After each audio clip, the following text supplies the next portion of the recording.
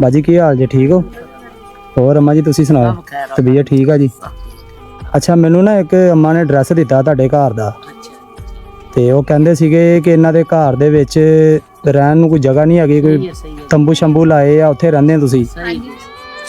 ਤੇ ਕੀ ਮਸਲਾ? ਨਹੀਂ ਕੋਈ ਲੈਣਾ ਨਹੀਂ ਕੋਈ ਦੇਣਾ भाई कोई है नहीं है देख सकते हैं तुसी भाई खुद अपना घर आके ਅੰਦਰ ਦੇਖੋ देखो आके साडा ਕਿੱਥੇ ਅੰਦਰ ਕੀ ਆ?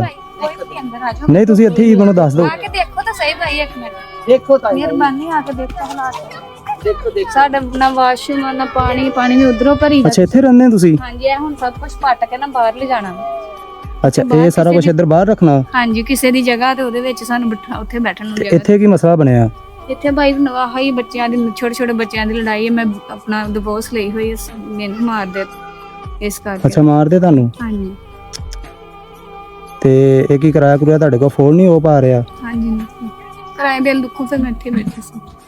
ਚਲੋ ਕੋਈ ਗੱਲ ਨਹੀਂ, ਮੇਰੀ ਭੈਣ ਪਰੇਸ਼ਾਨ ਨਾ ਹੋਵੋ। ਪਾਣੀ ਵੀ ਭਾਈ ਉਧਰੋਂ ਭਰੀਦਾ ਵਾ, ਕਿਸੇ ਦੇ ਘਰੋਂ ਭਰੀਦਾ ਵੀ, ਕਦੀ ਭਰਾਉਂਦੇ ਕਦੀ ਨਹੀਂ, ਹੁਣ ਉਹ ਪਰ ਹਵੇਲੀ ਚ ਭਰੀਦਾ। ਓਏ ਚਲੋ ਕੋਈ ਗੱਲ ਨਹੀਂ ਮੇਰੀ ਭੈਣ, ਤੁਸੀਂ ਪਰੇਸ਼ਾਨ ਨਾ ਹੋਵੋ।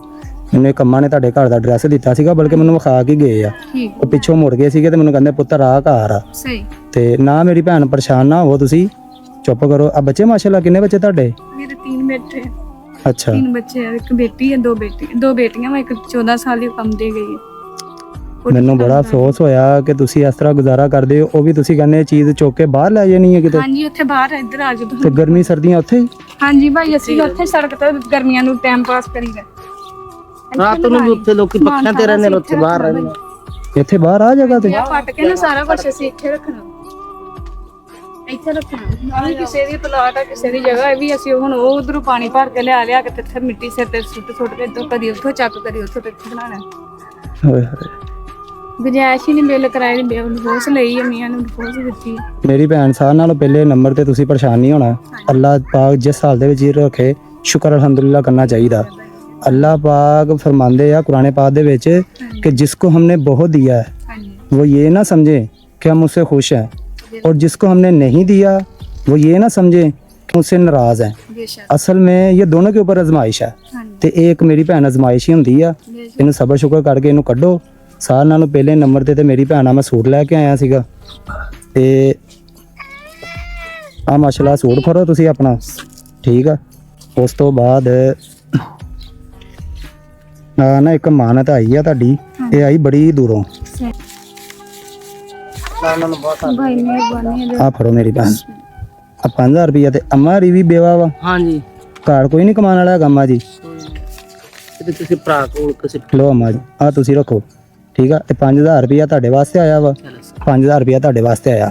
ਤੇ ਤੁਹਾਡਾ ਮੈਂ ਮਜ਼ੀਦ ਮੇਰੀ ਭੈਣ ਮੈਂ ਤੁਹਾਨੂੰ ਆਪਣਾ ਨੰਬਰ ਲਿਖ ਕੇ ਦੇ ਕੇ ਜਾਣਾ, ਠੀਕ ਆ। ਤੁਸੀਂ ਕਾਪੀ ਪੈਨਸਲ ਲਿਆਓ, ਮੈਂ ਤੁਹਾਨੂੰ ਆਪਣਾ ਨੰਬਰ ਲਿਖ ਕੇ ਦਿੰਨਾ, ਤੇ ਮੈਂ ਇਨਸ਼ਾਅੱਲਾ ਮੇਰੇ ਕੋਲ ਜੋ ਹੋਇਆ ਕਰੇਗਾ ਮੈਂ ਇਨਸ਼ਾਅੱਲਾ ਕਰਿਆ ਕਰਾਂਗਾ। ਤੇ ਤੁਹਾਡੀ ਆਵਾਜ਼ ਕਿਸੇ ਮੇਰੇ ਭੈਣ ਭਰਾ ਤੀਕਰ ਜਾਂਦੀ ਆ, ਮੈਂ ਉਹਨੂੰ ਵੀ ਤੁਹਾਡੀ ਹੈਲਪ ਕਰਨ ਵਾਸਤੇ ਕਹਾਂਗਾ, ਠੀਕ ਆ ਨਾ। ਸਾਡੇ ਕੋਲ ਜਿੰਨਾ ਕੁ ਹੁੰਦਾ ਅਸੀਂ ਕਰਦੇ ਆ, ਤਾਂ ਕਿ ਸਾਡੀ ਇਹ ਵੀਡੀਓ ਬਣਾਉਣ ਦਾ ਮਕਸਦ ਇਹ ਹੁੰਦਾ, ਲਾਚਾਰ ਬੰਦੇ ਆ ਨਾ ਜਿਹੜੇ ਬੇਬਸ ਆ, ਉਹਨਾਂ ਨੂੰ ਦੇਖ ਕੇ ਤੇ ਲੋਕ ਜਿਹੜਾ ਨਾ ਥੋੜਾ ਜਿਹਾ ਉਹਨਾਂ ਦੇ ਦਿਲ ਵਿੱਚ ਖੁਦਾ ਖੌਫੀ ਆਵੇ, ਤੇ ਉਹ ਵੀ ਆਪਣੇ ਗਰੀਬ ਭੈਣ ਭਰਾਵਾਂ ਦੇ ਬਾਰੇ ਸੋਚਣ, ਠੀਕ ਆ।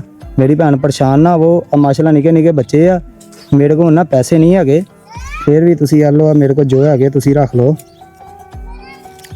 ਆ ਲਓ ਜਿੰਨੇ ਵੀ ਆ ਰੱਖ ਲਓ ਮੇਰੀ ਭੈਣ, ਠੀਕ ਆ। ਤੇ ਆਪਣੇ ਬੱਚਿਆਂ ਦੇ ਤੁਸੀਂ ਕੱਪੜੇ ਲੈ ਕੇ ਆਣੇ, ਠੀਕ ਆ ਮੇਰੀ ਭੈਣ।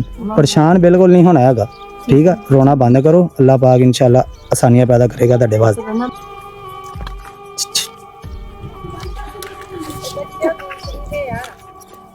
इधर आओ, ये लो, इधर आओ, ये लो आप, ये लो,